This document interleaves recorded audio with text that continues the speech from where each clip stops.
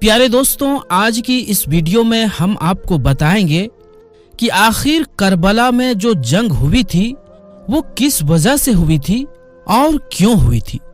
پیارے دوستوں، آج کی اس ویڈیو میں ہم اس سوال کا جواب بہت ہی ڈیٹیل کے ساتھ دینے والے ہیں، اس لیے آپ اس ویڈیو کو آخر تک ضرور دیکھیے گا۔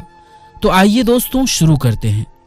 پیارے دوستوں، حضرت امیر معاویہ رضی اللہ تعالی عنہ کے وصال کے بعد یعنی انتقال کے بعد آپ کے بیٹے یزید کو خلافت مل جاتی ہے۔ یزید ایک برا، بدترین اور بدبخت شیطان تھا، شرابی تھا اور زانی تھا۔ یزید کو جب خلافت ملی تو یزید سمجھ گیا کہ میری اس خلافت کو حضرت امام حسین رضی اللہ تعالی عنہ کبھی قبول نہیں کریں گے۔ اس لیے یزید نے مدینہ منورہ کے گورنر ولید بن عتبہ کو خط لکھا کہ حسین ابن علی، عبداللہ ابن عمر اور عبداللہ ابن زبیر رضی اللہ تعالی عنہ یہ لوگ میری بیعت کو مانیں، اگر وہ میری بات کو نہ مانیں تو ان پر ظلم و ستم کرنا۔ امام حسین رضی اللہ تعالی عنہ نے یزید کی بیعت کرنے سے انکار کر دیا، کیونکہ یزید آپ کے سامنے مسلمانوں کی امامت اور خلافت کے ہرگز لائق نہیں تھا، کیونکہ آپ جانتے تھے کہ یزید ایک گنہگار اور اپرادھی تھا، زانی تھا، شرابی تھا اور ظالم بھی تھا۔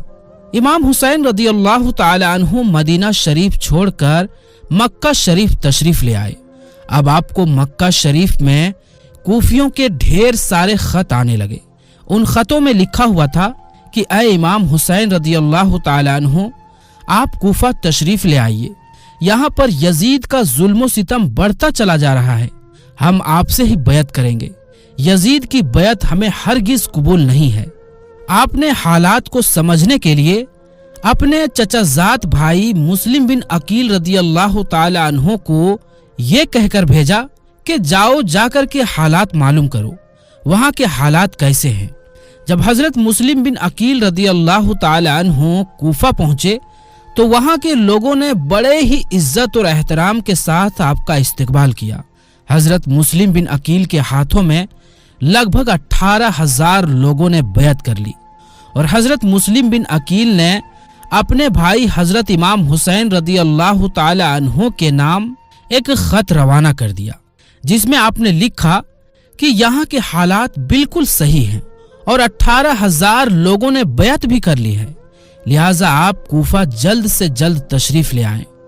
لیکن جب یزید نے ان سارے لوگوں کو ڈرانے دھمکانے لگا تو وہ لوگ اپنی بات سے پیچھے ہٹ گئے اور امام مسلم بن عقیل کو شہید کر دیا۔ کوفہ کے حالات اتنے بدل چکے تھے کہ وہ لوگ جو حضرت مسلم بن عقیل سے محبت کا دعویٰ کر رہے تھے، اب وہی لوگ آپ کی جان کے دشمن بن گئے۔ وہیں دوسری طرف مکہ میں مسلم بن عقیل کا بھیجا ہوا خط حضرت امام حسین رضی اللہ تعالی عنہ تک پہنچ چکا تھا، جس خط میں لکھا ہوا تھا کہ کوفہ کے حالات بہت اچھے ہیں، آپ جلد سے جلد تشریف لے آئیں۔ لہٰذا حضرت امام حسین نے فوراً کوفہ جانے کی تیاری شروع کر دی۔ حضرت امام حسین رضی اللہ تعالی عنہ اپنے تمام اہل خانہ یعنی اپنے تمام فیملی ممبرز کے ساتھ کوفہ کے لیے روانہ ہوئے۔ یہاں امام حسین رضی اللہ تعالی عنہ کوفہ کے لیے چل پڑے۔ امام حسین ابن علی رضی اللہ تعالی عنہ کو حضرت مسلم بن عقیل کی شہادت اور کوفہ کی بے وفائی کی خبر اس وقت ملی جب آپ مکہ شریف سے کوفہ کی طرف روانہ ہو چکے تھے۔ جب آپ کوفہ شہر کے بالکل قریب پہنچ گئے تو آپ کو یزیدی فوج نے روکنے کی کوشش کی۔ حضرت امام حسین نے فرمایا کہ میں تم لوگوں کے بلانے پر ہی کوفہ شہر آیا ہوں، اگر تم لوگ چاہتے ہو کہ میں کوفہ میں نہ آؤں تو مجھے واپس جانے دو، میں جانے کے لیے تیار ہوں۔ یزیدی فوج نے حضرت امام حسین کو کوفہ شہر میں داخل نہیں ہونے دیا، لہٰذا حضرت امام حسین نے اپنے پورے قافلے کے ساتھ اپنا راستہ بدل لیا۔ چلتے چلتے جب آپ ایک چٹیل میدان میں پہنچ گئے تو آپ نے ایک شخص سے سوال کیا کہ یہ کون سی جگہ ہے؟ اس شخص نے کہا کہ اس جگہ کو کربلا کہا جاتا ہے۔ آپ نے فوراً اپنے پورے لشکر کو حکم دیا کہ یہیں پر خیمہ لگا دیا جائے، लिहाजा इस तरह से हजरत इमाम हुसैन रदी अल्लाह ताला अन्हु करबला में पहुंचे। उधर यजीदी फौज को जब इस बात का इल्म हुआ, जानकारी हुआ कि हजरत इमाम हुसैन ने अपना खेमा करबला के मैदान में लगाया हुआ है, तो यजीदी फौज ने भी तुरंत करबला के मैदान में पहुंचना शुरू कर दिया। यजीद की जो फौज करबला पहुंच रही थी, उनकी सिपह सलारी यानी सेनापति का काम इब्ने साद कर रहा था। हजरत इमाम हुसैन ने इब्ने साद से कहा कि या तो तुम मुझे यजीद के पास ले चलो या फिर मुझे अपने शहर मक्का वापस जाने दो। लेकिन इब्ने साद ने इन दोनों बातों में से कोई भी बात कबूल नहीं की और वो आपको बैत करने पर मजबूर करता रहा, लेकिन आपने उसकी एक भी बात नहीं मानी। दिन गुजरते चले गए और 3 मुहर्रम का दिन आ गया। अब जालिम यजीद ने इमाम हुसैन के सामने अपने 22,000 सिपाहियों का लश्कर भेज दिया।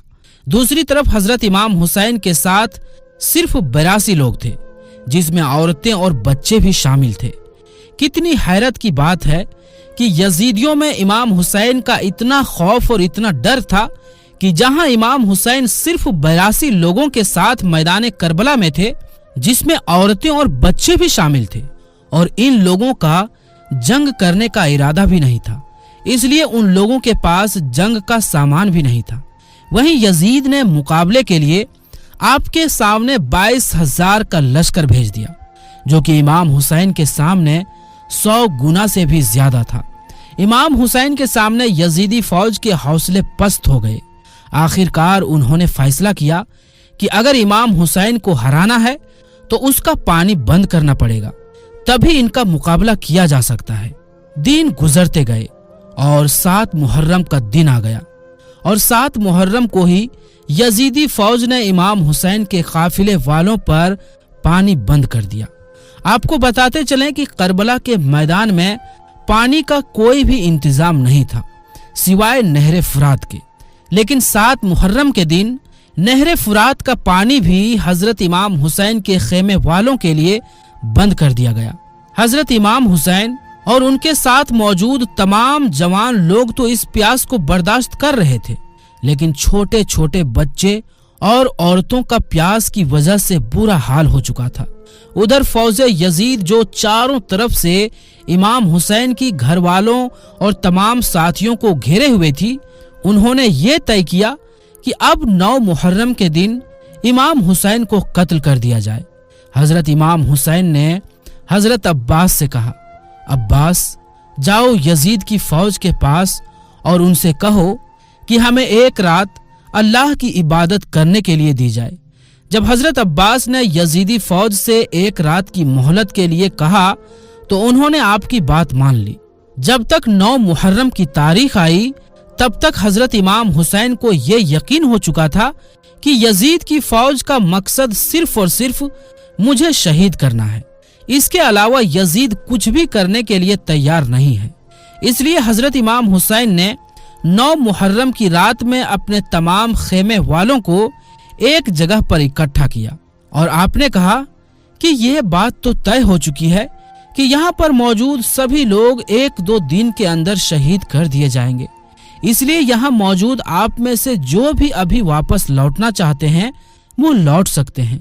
हजरत इमाम हुसैन रदी अल्लाह ताला अन्हु ने फौरन खेमे में जल रहे तमाम दियों को बुझवा दिया और अंधेरा करवा दिया था, ताकि जो भी लोग जाना चाहे वो बेझिझक चला जाए। थोड़ी देर बाद जब दियों को दोबारा जलवाया गया तो सारे के सारे लोग बैठे आंसू बहा रहे थे, यानी कोई भी हजरत इमाम हुसैन को छोड़कर जाने के लिए तैयार नहीं था। आखिरकार 10 मुहर्रम का दिन आया और हजरत इमाम हुसैन और यजीद की फौज के बीच जंग होना शुरू हो गई। जहां एक तरफ यजीद की एक बड़ी फौज थी, वहीं दूसरी तरफ इमाम हुसैन के साथ सिर्फ 72 लोग थे। इतने में फौज यजीद का हमला शुरू हो जाता है और हर शहीद शहादत का जाम पीता गया। कभी हुर शहीद होते हैं तो कभी कासिम शहीद होते हैं तो कभी अली अकबर शहीद होते हैं तो कभी औनो मोहम्मद शहीद होते हैं। 3 दिन के प्यासे इमाम हुसैन के घर वाले और तमाम लोग यजीदी फौज से जंग करते रहे और एक एक करके शहीद होते गए। हजरत अब्बास अलमबरदार से हजरत इमाम हुसैन के 6 महीने के बेटे अली असगर की प्यास नहीं देखी गई।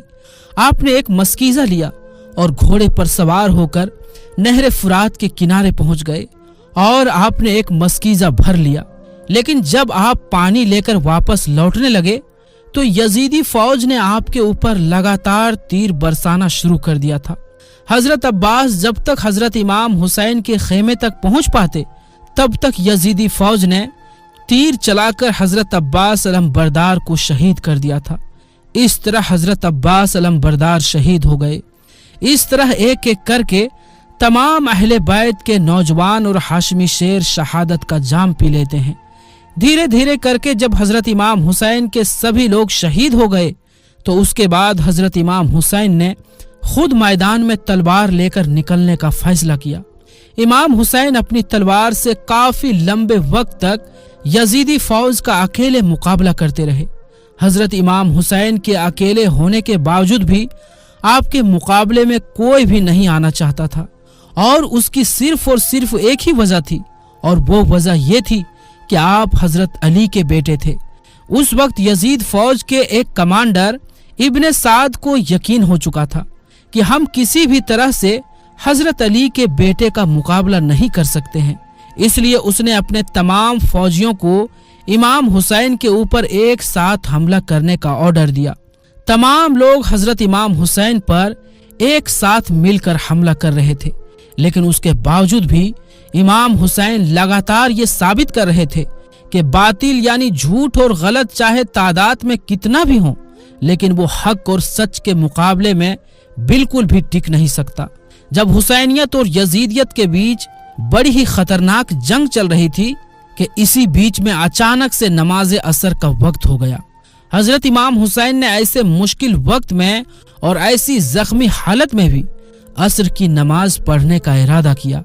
आपने जैसे ही नमाज पढ़ना शुरू किया, यजीदी फौज को वो मौका मिल गया जिसका वो लोग एक लंबे वक्त से इंतजार कर रहे थे। यानी जैसे ही हजरत इमाम हुसैन रदियल्लाहु ताला अन्हु सजदे में गए, शिमर जिलजोशन ने आपकी गर्दन पर तलवार चलाकर आपके सर को जिस्म से जुदा कर दिया। हजरत इमाम हुसैन की शहादत के बाद यजीदियों ने आपके सर मुबारक को नेज़े पे रखकर पूरे कूफा में घुमाया था। आपके सर मुबारक को गली गली में घुमाकर जुलूस निकाला था।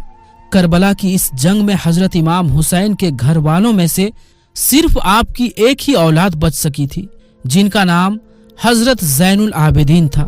इसके अलावा हजरत इमाम हुसैन के घर की तमाम औरतों को कैदी बनाकर कूफा लाया गया था। भले ही उस दिन हजरत इमाम हुसैन को शहीद कर दिया गया था, लेकिन आज भी हजरत इमाम हुसैन पूरी दुनिया में कयामत तक के लिए जिंदा है। यजीद डूब गया शाम के अंधेरों में, हुसैन चमके हैं दुनिया में रोशनी की तरह।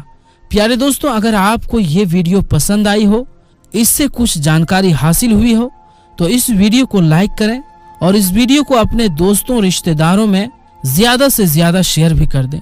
और ऐसे ही वीडियोस पाने के लिए हमारे चैनल आलमी जंक्शन को सब्सक्राइब भी कर लें। तो दोस्तों, हम मिलते हैं इंशाअल्लाह फिर किसी नई वीडियो के साथ।